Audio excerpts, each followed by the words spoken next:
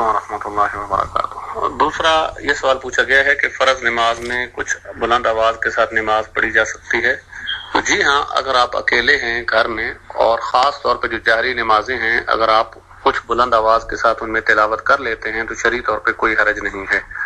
یا ویسے بھی اگر دھیمی آواز میں اگر انسان خشوع خضوع اس طرح بہتر سمجھے اور وہاں پہ اور لوگ نہیں ہیں تو کوئی حرج نہیں ہے، شرعی طور پہ انشاءاللہ اس میں تلاوت کی جا سکتی ہے، کوئی قباحت یا ممانعت ثابت نہیں ہے۔ السلام علیکم ورحمۃ اللہ وبرکاتہ۔ جی دیکھیں، یہ جو بیان کیا گیا ہے کہ نماز وتر کے بعد 2 سجدے اور 2 سجدوں کے درمیان دعا اور ان کی فضیلت، سب سے پہلی بات تو یہ ہے کہ یہ جو دعا ہے سبوح قدوس رب الملائکۃ والروح، یہ نبی کریم صلی اللہ علیہ وسلم سے نماز وتر کے بعد ان کلمات کا پڑھنا تو ثابت ہے، لیکن یہ جو طریقہ بیان کیا جا رہا ہے کہ 2 سجدوں میں جا کر یہ دعا پڑھنی ہے، یہ ذکر کرنا ہے، تو واللہ عالم بالصواب میرے علم میں ایسی کوئی بھی صحیح حدیث نہیں ہے۔ اور جو انہوں نے آگے فضیلت بیان کی ہے، تو جیسا کہ علماء نے ایک اصول اور ضابطہ بیان کیا ہے کہ موضوع حدیث کی علامات میں سے ایک علامت یہ ہے کہ عمل تھوڑا ہو اور اس پر اجر بہت زیادہ بیان کیا گیا ہو۔ تو جو اس حدیث میں اجر بیان کیا گیا ہے عمل کے مقابلے میں وہ بہت زیادہ بیان کیا گیا ہے، تو واللہ عالم بالصواب یہ حدیث ضعیف من گھڑت لگتی ہے، صحیح کتب حدیث کے اندر اس کا وجود نہیں ملتا۔ السلام علیکم۔ جی، سوال نمبر 10 یہ ہے کہ گھر میں نوافل ادا کرتے ہوئے اونچی آواز سے قرات کی جا سکتی ہے؟ تو جی ہاں، واللہ عالم بالصواب اگر نوافل کے دوران انسان اپنی دھیمی آواز سے قرات کر لیتا ہے تو شرعی طور پہ اس میں کوئی قباحت نہیں ہے، کوئی ممانعت نہیں ہے، انسان گھر میں نوافل میں قرات کر سکتا ہے، واللہ عالم بالصواب۔ نو یہ ہے کہ سجدہ صاحب کن غلطیوں کی بنیاد پر کیا جا سکتا ہے؟ دیکھیے، اگر تو نماز میں کچھ واجبات رہ جائیں یا واجبات میں بھول چوک ہو جائے تو سجدہ صاحب سے انسان سجدہ صاحب کر لیتا ہے تو وہ سجدہ صاحب نماز دہرانے سے کفایت کر جاتا ہے۔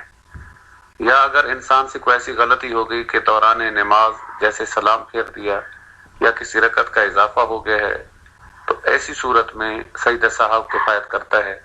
اب جیسے 2 سجدوں کے درمیان 2 رکعتوں کے بعد تشہد ہے تو یہ واجب ہے، اگر یہ رہ جاتا ہے تو انسان سجدہ صاحب کر لیتا ہے تو کفایت کر جاتا ہے۔ لیکن اگر کوئی نماز کے ارکان یا فرائض میں سے رہ جائے تو جب تک وہ رکن یا فرض پورا نہ کیا جائے اس وقت تک سجدہ صاحب کفایت نہیں کرے گا۔ مثال کے طور پہ اب رکعت اگر پوری کسی کی رہ جائے اور وہ سلام پھیر دے اور سجدہ صاحب کرے تو وہ رکعت اس طرح ادا نہیں ہوگی، جبکہ اس کو سلام پھیرنے کے بعد اگر یاد ہے اس کی رکعت رہ گئی ہے تو اس کو دوبارہ وہ رکعت پڑھنی پڑے گی اور آخر میں سجدہ صاحب کر لے۔ اب یہ سجدہ صاحب صرف جو درمیان میں سلام کا اضافہ ہوا ہے تو اس اضافے کو ختم کرے گا اور وہ نماز دوبارہ ساری لوٹانی نہیں پڑے گی، یا 2 رکعتیں ادا کر لیں اور پھر سلام پھیر دیا، پھر یاد آیا کہ 4 پڑھنی تھی تو اب انسان دوبارہ 2 اور پڑھ لیتا ہے اور آخر میں سجدہ صاحب کر لیتا ہے، تو اس طرح جائز ہے۔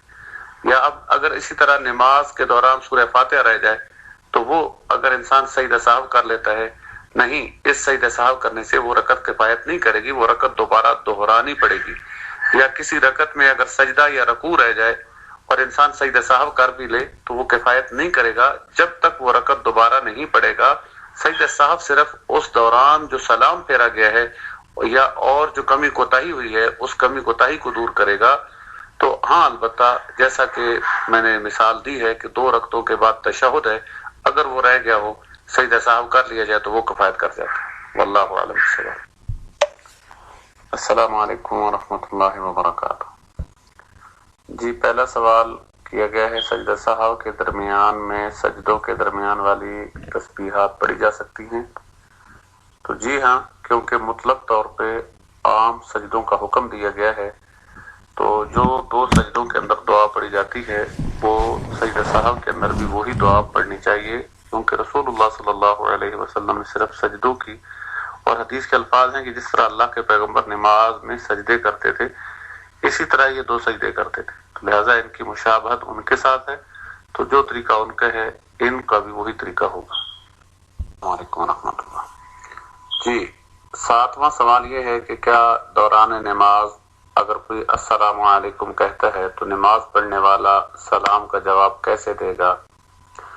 تو اس حوالے سے نبی کریم صلی اللہ علیہ وسلم کی تعلیمات سے ثابت ہے کہ اگر کوئی شخص مسجد میں داخل ہوتا ہے اور لوگ ذکر اذکار کر رہے ہیں یا نماز پڑھ رہے ہیں تو اس دوران السلام علیکم کہا جا سکتا ہے۔ واضح طور پہ حدیث مبارکہ اس حوالے سے موجود ہے۔ ان میں سے ایک روایت تو جامع ترمذی اور دیگر احادیث کتابوں میں موجود ہے کہ حضرت عبداللہ بن عمر رضی اللہ تعالیٰ عنہ بیان فرماتے ہیں کہ میں نے حضرت بلال سے پوچھا کہ نبی کریم صلی اللہ علیہ وسلم نماز کے عبداللہ بن عمر رضی اللہ تعالیٰ عنہ بیان فرماتے ہیں کہ میں نے حضرت بلال سے پوچھا کہ نبی کریم صلی اللہ علیہ وسلم نماز کے دوران سلام کا جواب کیسے دیتے؟ تو حضرت بلال رضی اللہ تعالیٰ عنہ فرماتے ہیں کہ آپ صلی اللہ علیہ وسلم اپنے ہاتھ کے اشارے سے جواب دیتے تھے، اور دیگر روایات کے اندر وضاحت ملتی ہے کہ صرف ہاتھ کی انگلیوں سے اشارہ فرماتے سلام کے جواب میں، اور اس طرح اور بھی روایات موجود ہیں۔ میں ایک روایت کوشش کرتا ہوں یہاں پہ پیش کر دیتا ہوں تاکہ سب لوگ اس دلیل کو اپنے سامنے رکھ لیں۔ کا جواب یہ ہے کہ دیکھیے اقامت کا جواب جو ہے رسول اللہ صلی اللہ علیہ وسلم کی صحیح حدیث مبارکہ میں ثابت نہیں ہے۔ اذان کا جواب دینا تو وضاحت ملتی ہے کہ فقولوا مثل ما یقول، کہ تم وہی کلمات مؤذن کے ساتھ دہراؤ جس طرح مؤذن اذان دیتے ہوئے کہتا ہے، لیکن اقامت کے حوالے سے رسول اللہ صلی اللہ علیہ وسلم سے جواب دینا ثابت نہیں ہے۔ جو ایک روایت ملتی ہے جس کے الفاظ ہی ملتے ہیں کہ قد قامت الصلاۃ کے الفاظ کے جواب میں یہ کہا جائے اقامہ اللہ و ادا، تو یہ جو حدیث ہے سندن ضعیف ہے، جس وجہ سے اس پر عمل نہیں کیا جا سکتا۔ باقی البتہ بعض علماء نے عمومی دلائل سے استدلال لیا ہے کہ اقامت کو بھی اذان کہا گیا ہے، جیسا کہ حدیث کے الفاظ ہیں کہ بین الاذانین، کہ ہر دو اذانوں کے درمیان نماز ہے۔ تو یہاں دو اذانوں سے مراد اذان اور اقامت ہے، تو لہذا اقامت پر بھی اذان کا لفظ بولا گیا ہے۔ تو اس اعتبار سے وہ سمجھتے ہیں کہ جس طرح اذان کا جواب دیا جا سکتا ہے اقامت کا جواب بھی اسی طرح دیا جا سکتا ہے۔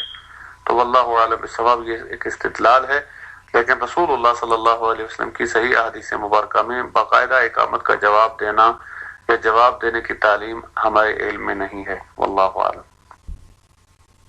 جی سوال نمبر 10 یہ ہے کہ گھر میں نوافل ادا کرتے ہوئے اونچی آواز سے قرات کی جا سکتی ہے؟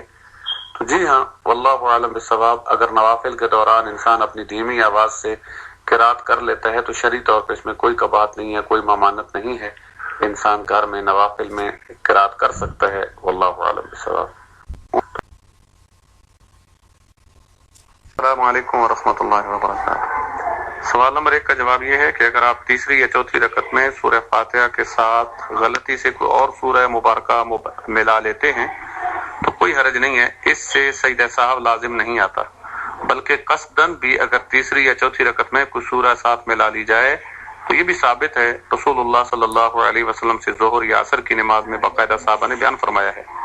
جامع ترمذی، سنن نسائی کی روایات کے اندر اس طرح کا مفہوم واضح ہے۔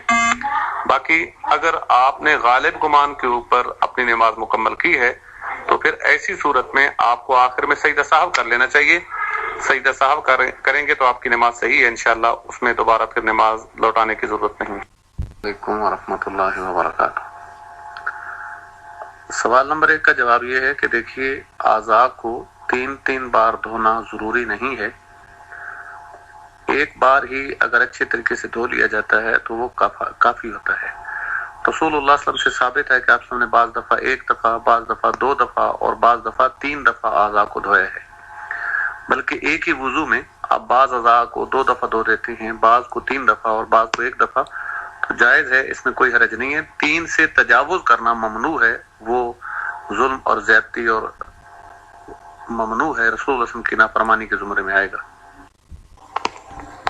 جی اگلے سوال کا جواب یہ ہے کہ اگر مسجد میں عورتوں کے لیے جگہ مختص ہے تو عورت وہاں باجماعت نماز پڑھ سکتی ہے۔ اگر باجماعت نماز پڑھنے کے لیے چانس ہو تو اسے باجماعت نماز ہی پڑھنی چاہیے، کیونکہ مسجد میں جانے کا مقصد اور پھر جہاں پہ جماعت ہو رہی ہو تو جماعت کے ساتھ نماز پڑھنے کی فضیلت بہت زیادہ ہے، اگرچہ عورتوں پر باجماعت نماز ادا کرنا فرض نہیں ہے۔ ہاں اگر وہاں کوئی ایسی جگہ نہیں ہے جہاں پہ آواز کا سسٹم نہیں ہے، مجبوری ہے، تو عورت اپنے طور پہ پہلے یا بعد میں یا ساتھ اپنے طور پہ پڑھ لیتی ہے، تو اس میں کوئی حرج نہیں۔ السلام علیکم ورحمۃ اللہ وبرکاتہ۔ سوال نمبر 1 کا جواب یہ ہے کہ بے نماز کے لیے قرآن و حدیث میں کیا وعید ہے؟ دیکھیے، اللہ رب العالمین نے قرآن مجید میں فرمایا کہ اقیموا الصلاۃ ولا تکونوا من المشرکین، کہ نماز قائم کرو اور مشرکوں سے نہ ہو جاؤ۔ گویا کہ نماز چھوڑنے والا نعوذ باللہ اس کا کردار وہ مشرکوں سے ہو جاتا ہے۔ اور اسی طرح قرآن مجید میں اللہ رب العالمین نے جہنمیوں کی زبان سے جو سزا ذکر کی ہے کہ ما سلککم فی سقر قالوا لم نک من المصلین، کہ جہنمی اپنا پہلا جرم یہ بیان کریں گے کہ ہم نماز نہیں پڑھا کرتے تھے۔ اور اسی طرح نبی کریم صلی اللہ علیہ وسلم کے حدیث مبارکہ میں وضاحت ملتی ہے کہ اول ما یحاسب به العبد، کہ سب سے پہلے بندے کا محاسبہ جس چیز کا کیا جائے گا وہ نماز کا کیا جائے گا۔ اگر وہ اس سوال کے جواب میں کامیاب رہا تو وہ کامیاب ہو گیا اور اس نے فائدہ اٹھا لیا۔ اگر اس سوال کے جواب میں وہ ناکام ہوا فقد خاب و خسر، تو وہ ناکام ہو جائے گا، خسارہ پانے والا ہو جائے گا۔ اور نعوذ باللہ اسی طرح ایک روایت کے الفاظ کے مطابق کہ وہ حامان، فرعون اور ابی بن خلف کے ساتھ کل قیامت کے دن اس کو اٹھایا جائے گا، نعوذ باللہ۔ اور اسی طرح بے شمار احادیث مبارکہ میں بے نماز کے بارے میں وعید بیان کی گئی ہے۔ یہی ایک حدیث اگر ہم غور و فکر کر لیں کہ بین العبد و بین الکفر ترک الصلاۃ، کہ مسلمان اور کافر کے درمیان فرق کرنے والی چیز نماز ہے، تو یہی حدیث ہمارے لیے کافی ہے۔ اللہ تعالیٰ ہمیں عمل کی توفیق عطا فرمائے۔ سوال نمبر 4 کا جواب یہ ہے کہ دیکھیے، جنازہ اٹھاتے ہوئے کلمے کا ورد کرنا اور کلمہ شہادت کے الفاظ کہنا، لوگوں کا پڑھنا، بالکل نبی کریم صلی اللہ علیہ وسلم کے حدیث مبارکہ سے ثابت نہیں ہے۔ اور یہ المیہ ہے کہ جہاں پہ کسی بدعت کا ارتکاب کیا جاتا ہے وہاں اللہ تعالیٰ سنت اٹھا لیتے ہیں۔ اب دیکھیے، سنت طریقہ یہ ہے کہ جب کوئی مرنے کے قریب ہے تو آپ صلی اللہ علیہ وسلم کی حدیث مبارکہ کے مطابق لقنوا موتاکم لا الہ الا اللہ، کہ جب کوئی مرنے کے قریب ہے تو اس کو لا الہ الا اللہ کی تلقین کی جائے اور اس کو پڑھایا جائے۔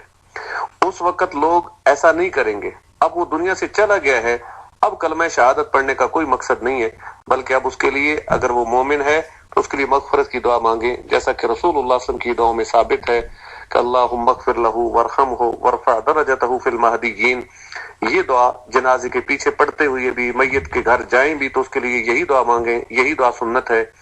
اور آپ صلی اللہ علیہ وسلم جو دیگر دعائیں ثابت ہیں ان دعاؤں کو پڑھا جائے۔ اور جب چارپائی آپ قبر کے قریب لے کے جاتے ہیں اور دفنانے کے لیے اس کو اٹھاتے ہیں میت کو، تو اس وقت مسنون کلمات یہ ہیں کہ بسم اللہ وعلی ملت رسول اللہ، یعنی یہ کلمات کہتے ہوئے اس کو قبر میں اتارا جائے، قبر پہ مٹی ڈالی جائے تو یہی کلمات پڑھے جائیں۔ لیکن نعوذ باللہ جو لوگ کسی بدعت کا ارتکاب کرتے ہیں وہ ہر وقت کلمہ شہادت کا ورد کرتے رہیں گے۔ آپ خود غور و فکر کریں کہ کلمہ شہادت پڑھنے سے اس مرنے والے کو کیا فائدہ ہوگا۔ کلمہ شہادت میں ہر انسان یہ پڑھتا ہے کہ اشہد اللہ الہ الا اللہ، میں گواہی دیتا ہوں کہ اللہ کے علاوہ کوئی معبود برحق نہیں، تو وہ گواہی اپنی دے رہا ہے، اس میں مرنے والے کے لیے کیا کر رہا ہے؟ تو جو مرنے والے کے لیے مغفرت کی دعا ہے وہ فائدہ دے گی اس کو، اور رسول اللہ صلی اللہ علیہ وسلم کی جو سنت ہے اس کے مطابق عمل کیا جائے۔ السلام علیکم ورحمۃ اللہ وبرکاتہ۔ 7واں سوال سجدہ صاحب کے متعلق ہے۔ تو دیکھیے، سجدہ صاحب کے بارے میں نبی کریم صلی اللہ علیہ وسلم سے 5 مواقع ثابت ہیں کہ آپ صلی اللہ علیہ وسلم نے ان صورتوں میں سجدہ صاحب کیا ہے۔ مثال کے طور پہ آپ نے 4 رکعتیں کی جگہ پہ 2 رکعتیں پڑھا دی تو آپ نے سجدہ صاحب کیا۔ اسی طرح آپ صلی اللہ علیہ وسلم سے تشہد رہا تو تشہد کے بارے میں آپ کی واضح تعلیمات ہیں۔ اسی طرح شک کی بنیاد پر بھی بعض صورتوں میں جب چیز صحیح معلوم نہ ہو تو یقین پر بنیاد رکھتے ہوئے سجدہ صاحب کیا جاتا ہے۔ تو خیر مختصراً یہ ہے کہ نبی کریم صلی اللہ علیہ وسلم سے 2 طرح سجدہ صاحب کرنا ثابت ہے۔ بعض صورتوں میں سلام پھیرنے سے قبل اور بعض صورتوں میں سلام پھیرنے کے بعد۔ تو اس حوالے سے دونوں طرح ہی شرعی طور پہ جائز ہے کہ آپ آخری تشہد جب مکمل کر لیں تو سلام پھیرنے سے پہلے سجدہ سہو کر لیں، یعنی 2 سجدے کر لیں اور اس کے بعد سلام پھیر لیں، اور یا سلام پھیرنے کے بعد دوبارہ سجدہ سہو کریں اور دوبارہ سلام پھیریں۔ تو یہ دونوں صورتیں نبی کریم صلی اللہ علیہ وسلم سے ثابت ہیں۔ ان کی افضلیت میں اختلاف ہے کہ افضل کون سی صورت ہے، کہ سلام سے قبل یا سلام کے بعد۔ تو اس حوالے سے بھی کچھ علماء کی رائے تو یہ ہے کہ اگر نماز میں کمی واقع ہو جائے، جیسے انسان دوسری رکعت کے بعد تشہد بیٹھنا بھول گیا، تو ایسی صورت میں وہ سلام پھیرنے سے پہلے سجدہ سہو کر لے۔ اور اگر نماز میں کوئی زیادتی ہو جائے، مثال کے طور پہ انسان کو شک پڑ گیا ہے کہ میں نے 5 رکعتیں ادا کی ہیں، تو پھر سلام پھیرنے کے بعد وہ سجدہ سہو کر لے۔ اس طرح نبی کریم صلی اللہ علیہ وسلم سے ثابت ہے، یعنی کچھ مفہوم یہ ملتا ہے۔ تو بہرحال دونوں صورتیں جائز اور ثابت ہیں، ان سجدہ سہو کی ایسے کیا جا سکتا ہے۔ ہم سب کو یاد ہونا چاہیے، اگر نہیں بھی یاد تو ہمیں فوراً یاد کر لینا چاہیے، اور امام کے ساتھ ہمیں یہ دعائیں پڑھنی چاہیے۔ صرف آمین کہنا واللہ عالم بثواب جنازے کی دعا میں میرے علم میں اس کے اوپر دلیل کوئی نہیں ہے، ثبوت نہیں ہے۔ ہاں، عمومی دعاؤں سے یہ دلیل لی جا سکتی ہے کہ اللہ کے پیغمبر دعا کرتے، صحابہ آمین کہتے، لیکن جنازے کے اندر ہمیں دعائیں پڑھنی چاہیے۔ اور بعض دفعہ انسان دور ہوتا ہے، جہاں پہ انسان کو امام کی آواز بھی نہیں آ رہی، وہ صرف آمین کہتا رہے تو کیا معلوم ہوگا۔ لہٰذا جنازے کی دعائیں یاد کر کے اور امام کے ساتھ ساتھ پڑھے، یا اگر امام کی آواز نہیں آئے تو اپنے طور پہ پڑھنی چاہیے۔ سوال ہو رہے ہیں، اور امام کی رکعت جو بھی ہے وہ امام پہلی، دوسری، تیسری، چوتھی میں ہیں، آپ امام کے ساتھ اللہ اکبر کر کے امام کے ساتھ شامل ہو جائیں گے۔ امام حالت رکوع میں ہیں، آپ حالت رکوع میں چلے جائیں، امام حالت سجدہ میں ہیں، آپ حالت سجدہ میں چلے جائیں۔ لیکن جب رکعت ادا ہوگی تو آپ کی وہ پہلی ہی رکعت ہوگی جب آپ امام کے ساتھ شامل ہوں گے۔ فرض کریں امام کی تیسری رکعت ہے اور آپ شامل ہوئے ہیں اللہ اکبر کہہ کے، تو اب آپ کی پہلی رکعت ہے اور امام کی تیسری رکعت ہے۔ جب امام اپنی تیسری اور چوتھی پڑھ کے سلام پھیرے گا تو اب آپ بھی اللہ اکبر کہہ کے کھڑے ہو کر اپنی تیسری اور چوتھی رکعت ادا کریں گے، امام کے ساتھ سلام نہیں پھیریں گے، آپ مسبوق ہیں۔ اور اس پر دلائل بے شمار ہیں کہ دیکھیے، ان میں سے بڑی دلیل یہی ہے کہ نبی کریم صلی اللہ علیہ وسلم کی حدیث مبارکہ ہے کہ ما ادرکتم فصلوا وما فاتکم فاتموا، کہ جو تم امام کے ساتھ نماز پالو وہ پڑھ لو، اور جو باقی رہ جائے اس کو پورا کرو۔ تو اتمام ہمیشہ آخر سے ہوتا ہے، نماز کا اتمام ہمیشہ آخر سے ہوتا ہے، لہذا آپ آخر میں نماز کو پورا کریں گے تو پھر اتمام ہوگا۔ اور دوسری بات یہ ہے کہ کچھ لوگ یہ سمجھتے ہیں کہ امام کی جس رکعت میں امام ہے، آپ اسی رکعت میں آپ کی بھی وہی رکعت ہوگی۔ مثال کے طور پہ آپ تیسری رکعت میں شامل ہوئے ہیں تو آپ کی بھی تیسری ہی ہوگی، اور اس کے بعد چوتھی آپ ادا کریں گے، اور پھر سلام پھیرنے کے بعد اپنی پہلی اور دوسری آپ پھر ادا کریں گے۔ لیکن واللہ عالم بالصواب یہ طریقہ کئی اعتبار سے صحیح نہیں لگتا۔ دیکھیے، جیسا کہ رسول اللہ صلی اللہ علیہ وسلم کی حدیث ہے، اس میں اتمو کے الفاظ ہیں، اتمو کا مطلب اتمام ہے، پورا کرو، اور وہ ہمیشہ چیز آخر سے پوری ہوتی ہے۔ دوسری چیز یہ ہے کہ دیکھیں، اللہ اکبر کہہ کر آپ تکبیر تحریمہ کہہ کر، اب تکبیر تحریمہ کے بعد ہمیشہ پہلی رکعت ادا کی جاتی ہے، تیسری یا چوتھی ادا نہیں کی جاتی۔ لہذا اگر آپ امام کی تیسری رکعت میں شامل ہوتے ہیں، اللہ اکبر کہہ کے تکبیر تحریمہ کہہ کے داخل ہوتے ہیں، تو آپ کی وہ پہلی رکعت ہے، اور تکبیر تحریمہ پہلی رکعت میں ہوتی ہے، اور جو لوگ اس کو امام کی رکعت شمار کرتے ہیں تو وہ گویا کہ تکبیر تحریمہ تیسری اور چوتھی رکعت میں جا کے کہتے ہیں۔ پھر اس کے بعد جب آپ سلام پھیرتے ہیں تو عام دستور اور طریقہ کیا ہے کہ آخری رکعت کے بعد تشہد کے بعد سلام پھیرا جاتا ہے۔ 4 رکعت والی نماز میں آخری رکعت میں تشہد کے بعد سلام پھیرا جاتا ہے۔ اب جو لوگ امام کے ساتھ امام والی رکعت تصور کرتے ہیں اور بعد میں پہلی اور دوسری پڑھتے ہیں، تو وہ دوسری رکعت کے بعد جب سلام پھیریں گے 4 رکعت والی نماز میں، گویا کہ وہ دوسری رکعت کے بعد تشہد بیٹھ کے سلام پھیر رہے ہیں۔ یہ بھی بالکل عام نماز کے طریقہ کے متضاد ہے۔ اور تیسری چیز کہ آج تو شاید ہم مسجد میں جاتے ہیں، ہم گھڑی سے کو اندازہ لگا لیتے ہیں کہ چلیں امام کی یہ رکعت ہوگی۔ اب تب अल्लाह अकबर कह के आप उस नीयत से उस रकत में शामिल हो जाते हैं।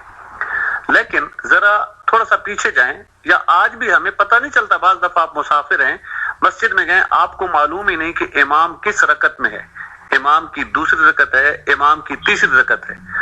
अब आप अल्लाह अकबर कह के किस नीयत के साथ शामिल होंगे? आपको कौन बताएगा कि इमाम की तीसरी रकत आप तीसरी रकत की नीयत करेंगे या चौथी की नीयत करेंगे? तो लिहाजा जो फितरी तरीका है कि अल्लाह अकबर कह के आप इमाम के साथ शामिल होंगे, तो वो आपकी पहली रकत है, इमाम की चाहे तीसरी है चौथी है, आपको इससे कोई गरज नहीं है। जब इमाम के से आप नमाज अलग करेंगे अपनी, तो फिर उसी तरतीब से आप अपनी नमाज मुकम्मल कर लेंगे। वल्लाहु आलम बिस्सवाब। नंबर 10 का जवाब ये है मेरे भाई कि देखिए, रफुल यदैन के हवाले से सवाल किया गया है कि इसके मनसूख होने की कोई दलील है।